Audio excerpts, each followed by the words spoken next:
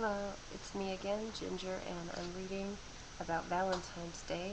It's a pagan day, and I'm reading from the book called Fossilized Customs by Lou White. So here I go. I'm reading on page 53.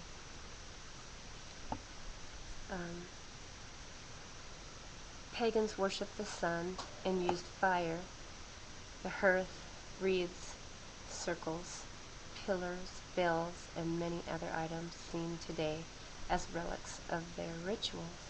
Some of the early Roman beliefs came from Etruscans, Greeks, Egyptians, Persians, and of course Babylonians. The central foundation of Roman nationalism began at Roma. The original name of the city and language of the Proto-Empire. The mythology of the Romans taught that the empire began with two orphan boys named Romulus and Remus, who were nurtured by she-wolf. Their importance to the early Romans was observed by a national day of purification associated with the wolf that preserved their lives. Each year, on February 15th, the Purification Festival was held, which was called Lupercalia, or Wolf Festival. Two youths, who represented Romulus and Remus, ran around the city in the nude, laughing and whipping around strips of wolf skins dipped in blood. Unmarried girls exposed their posteriors to be lashed with these bloody wolf hides, supposedly to imbue fertility as part of the ritual. Every eligible girl's name was collected and placed in a large vat or jar, and all the young men would draw a name from it. This gives us the phrase, luck of the draw. Whatever name a young man would draw out, the girl would be his consort in the festival. This was a very solemn religious process. Lupercalia was changed into Valentine's Day and moved to the 14th after being Christianized. Instead of having nothing to do with the idolatry, it was simply altered slightly and adapted to the new universal religion. This is where we inherit the custom of Valentine's cards and heart-shaped symbols. The shape of the heart is ivy leaf and symbol of Bacchus, the male deity of wine and love. He corresponds to Nimrod and Tammuz, and also the archer Sagittarius or Cupid. Another name for him is Orion, the hunter. The arrow penetrating the heart symbol represented mating. Bacchus is seen in art wearing a wreath of ivy leaves on his head during his mating rituals. So even the familiar heart symbol comes from pagan Rome and echoes their idolatry as a symbol of Bacchus. So I wanted to read a little bit about Valentine's Day. I've celebrated Valentine's Day every year since I was in high school, and so some of these things may be hard to give up because you're used to it, but Christmas, Valentine's Day, Easter, all these holidays that we celebrate, even Mother's Day and Father's Day, all have pagan roots. And so I encourage you to study on your own or get this book, Fossilized Customs by Lou White. It can go over this and explain it in full detail. So I also wanted to read a little bit about birthdays. Now, I'm not telling you to never buy presents for your children because you love them and you want to give them gifts as you love them, but I wouldn't do it on their birthday. After you hear this, you'll see why. Just give it to them and tell them that you love them. That this is why you don't want to do it on the actual birthday or have the whole party and everything. The popular celebration of one's annual birthday is acknowledged to be, by all authorities on ancient customs, a pagan ritual from Babylon.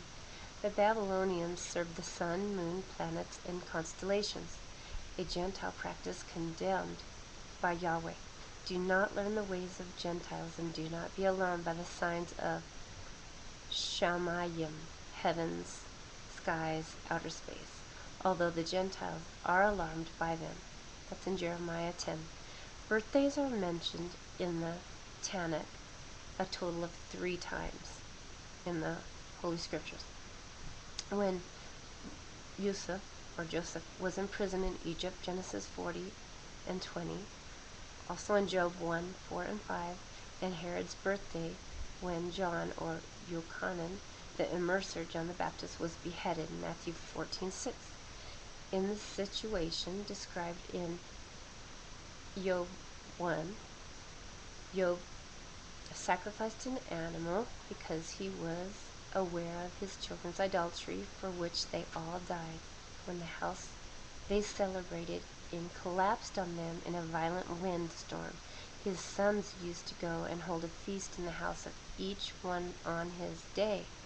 The NIV eliminated this phrasing, but you can clearly see it in the King James and the New American Standard. The baker was hanged on Pharaoh's birthday, and the Levite Yochanan, our Savior's cousin, was beheaded on Herod's birthday. The birthday ritual. The ritual of the cake, candles, wish, and presents serve to give thanks to sky luminaries for allowing the birthday celebrant to reach the annual cycle of their birth. The cake was baked for the Queen of Heaven, Asherah. It was decorated and mammogrammed with the celebrant's name. The candle symbolized sacred fire, carefully numbered for each annual cycle completed. The prayer chant and all the ritual procedures are carefully preserved, and it is a religious occasion. Witches regard the day of one's birth the most significant event in a person's life. Astrologers base everything on it.